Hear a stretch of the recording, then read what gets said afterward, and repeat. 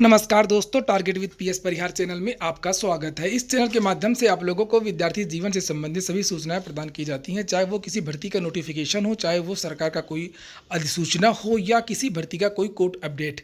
उसी क्रम में आज के इस वीडियो में हम लोग बात करेंगे वीडियो 2018 परीक्षा की और लास्ट में हम लोग बात करेंगे उत्तर प्रदेश दरोगा भर्ती। तो वीडियो को जल्दी से लाइक कर दें और जिन छात्रों ने चैनल को अभी भी सब्सक्राइब न किया हो तो जल्दी से सब्सक्राइब कर लें ताकि आप लोगों को भी इसी तरीके की ऑथेंटिक अपडेट सबसे पहले मिलती है। चलिए शुरू करते हैं। सबसे पहले वीडियो 2018 भर्ती की। वीडियो 2018 भर्ती सरकार ने अचानक से निरस्त कर दिया। बहुत सारे योग्य छात्र थे जिन्होंने अपनी मेहनत के दम पर यह परीक्षा पास किया था, वो विद्यार्थी मायूस हो गए और इस भर्ती में बहुत बड़ा आरोप लगा था। आरोप ये लगा था इस भर्ती में कि विद्यार्थियों की जो OMR सीट थी उसमें छेड़छाड़ की गई है और ऐसे एक दो विद्यार्थी नहीं थे, ऐसे सैकड़ों छात्र थे जिनकी OMR की जो मूल प्रति है और जिसकी जो कार्बन कॉपी है उसमें काफ़ी अंतर था। कार्बन कॉपी में विद्यार्थियों ने खाली कार्बन कॉपी छोड़ दिया था, उसके बाद में परीक्षा एजेंसी के द्वारा या UPSSC के कर्मचारियों के द्वारा उसको काला कर दिया गया। यानी कि जो कार्बन कॉपी थी उसमें 3 या 4 क्वेश्चन भरे गए थे और जो मूल OMR थी उसमें 110, 108, 112 प्रश्न तक भर दिए गए थे। ये आरोप लगा था। जांच भी सरकार ने जांच करवाई और जो जांच एजेंसी थी वो उसने सही पाया इन आरोपों को और उसके बाद में इस भर्ती को 2 साल बाद अचानक से सरकार ने 2.5 साल बाद निरस्त कर दिया। हालांकि इस भर्ती का इसमें केवल एक लिखित परीक्षा होनी थी, कोई इंटरव्यू तो था नहीं।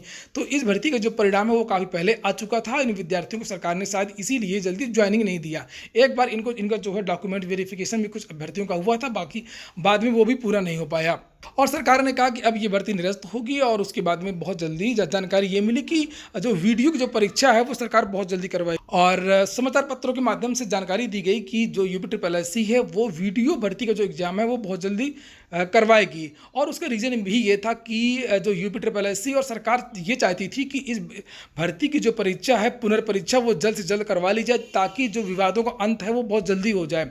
लेकिन ये जो विद्यार्थी हैं वो कोर्ट चले गए हैं। अप्रैल के महीने में ही ये विद्यार्थी कोर्ट चले गए थे और उसके बाद में यहाँ पर देख सकते हैं आप लोग जो रिट का नंबर है 5913/2021 28 तारीख को रजिस्टर्ड हुई थी और 27 तारीख को इन वीडियो के जो अभ्यर्थी थे, जो चयनित अभ्यर्थी थे, उन्होंने इस रीट को दाखिल कर दिया और उन्होंने कहा है कि हमारे साथ में अन्याय हुआ है। 2 साल पहले ही से ये भर्ती आई थी और इतना लंबा खींचा, इतनी लंबी जांच हुई। बहुत सारे ऐसे भी अभ्यर्थी हैं, बहुत सारे इन विद्यार्थियों ने तर्क रखे हैं, कुछ इनके वाजिब तर्क भी हैं और लेकिन इस भर्ती में उतनी ही ज़्यादा धांधली भी हुई और यहाँ पर मैं आपको बता दूं कि 27 तारीख को ये केस दाखिल हुआ था, 28 को रजिस्टर हुआ था।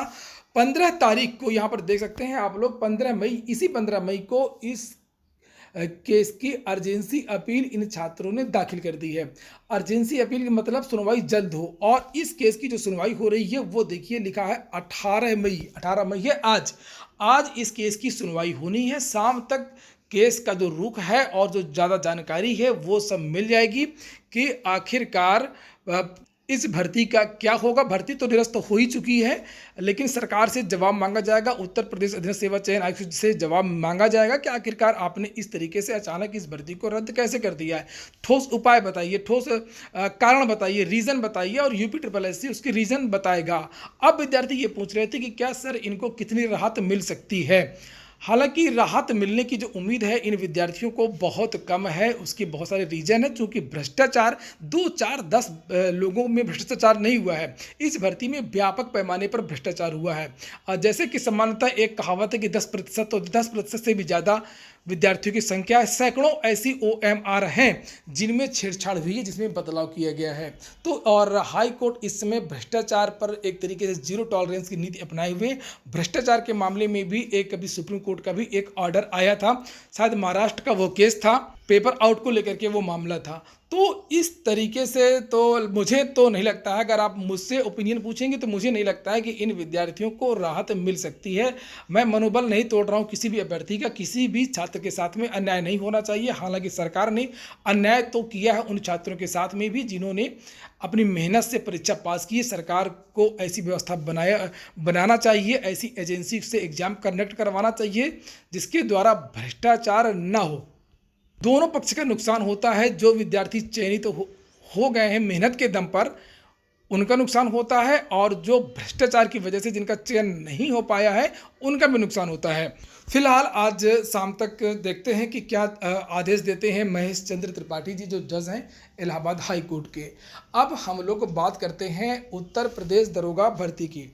उत्तर प्रदेश दरोगा भर्ती की जो तारीख है वो तारीख लगी थी 17 तारीख। 6 तारीख को ये जो केस है वो टेकअप हुआ था। इस केस दरोगा भर्ती में एज रिलैक्सेशन की विद्यार्थी मांग कर रहे हैं, और विद्यार्थियों ने पूछा कि कब से मांग कर रहे हैं, तो मैं बता दूं कि 2017 से मांग रखी गई है कि जो एज की गणना है वो जुलाई 2021 से न हो लेकर के जुलाई 2017 से एज की जो है वो गणना की जाए। चूँकि 2016 में भर्ती आई थी, उसके बाद में सरकार ने कहा था कि हम हर साल भर्ती करवाएंगे, ऐसा हलफनामा सुप्रीम कोर्ट के आदेश पर सरकार ने दिया था, और उसके बाद में भर्ती आई नहीं है। और पिछले वाले जवाब में जब सुनवाई हुई थी पिछली वाली, उसमें सरकार की तरफ से ये कहा गया था कि 2016 की जो भर्ती थी उसका केस चल रहा था, इसकी वजह से हमने इस भर्ती का विज्ञापन नहीं निकाला, जो कि बहुत ही कमज़ोर, बहुत ही वीक आर्गुमेंट किया सरकार ने, और विद्यार्थियों का पक्ष और भी ज़्यादा मजबूत हो गया।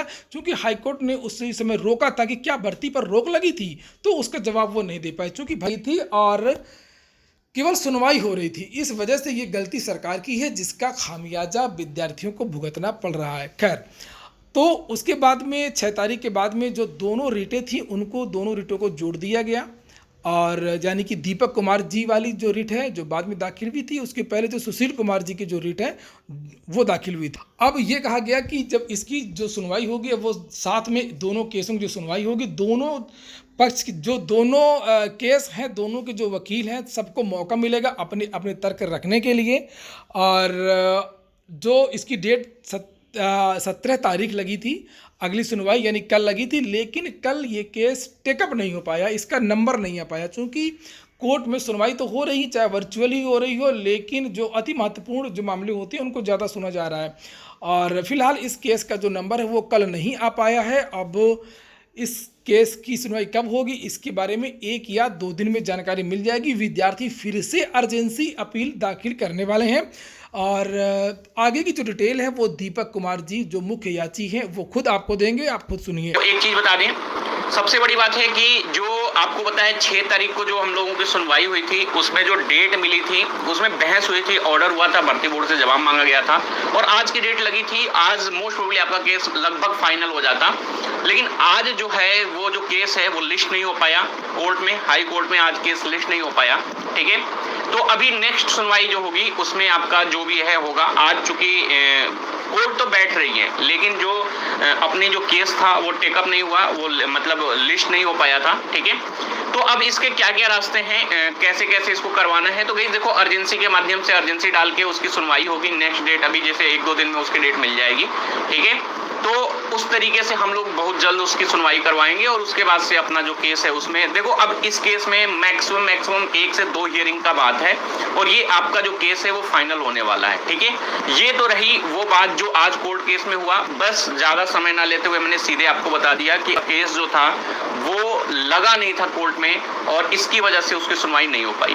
कमेंट आ रहे थे, कई 1-2 कुछ बच्चों बोल रहे थे कि सर रिट कनेक्ट हो गई है दोनों रिट लाभ के लिए भी। कुछ बच्चों के कमेंट आ रहे थे कि सर कई लोग बोल रहे हैं याची लाभ याची लाभ। मैं शुरू से मना करते आया हूं कि देखो याची लाभ मत करो। कारण ये है कि जनरल ऑर्डर आने की मैक्सिमम चांस है। इवन 2016 वाले केस में भी जो अभी आपका वर्डिक्ट आने वाला है, कई महीनों से आ रहा है, उसमें भी सुप्रीम कोर्ट के वकीलों ने मतलब बोला था कि सर याची लाभ मिलेगा, तो वहां के जजों ने स्पष्ट मना कर दिया था कि याची लाभ नहीं मिलेगा।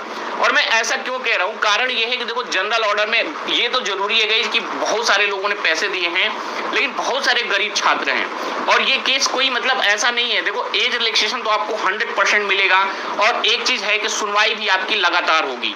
जैसे कई लोगों के दिमाग में ये है ना कि जैसे कि मान के चलो कि किसी ने केस कर दिया, तो यार उसका सिर्फ इतना मोटो है कि भाई अगर आप पहले कोर्ट में अर्जी लगाओगे तो आपका पहले केस होगा, और उससे रिलेटेड। तो यहाँ पर आप ये सुन रहे हैं दीपक कुमार जी जो मुख्य याची हैं, और जैसे बहुत सारे विद्यार्थी पूछ रहे थे क्या ये सर भर्ती रुक जाएगी या फंस जाएगी, तो ऐसी कोई भी योजना नहीं है किसी भी पार्टी की।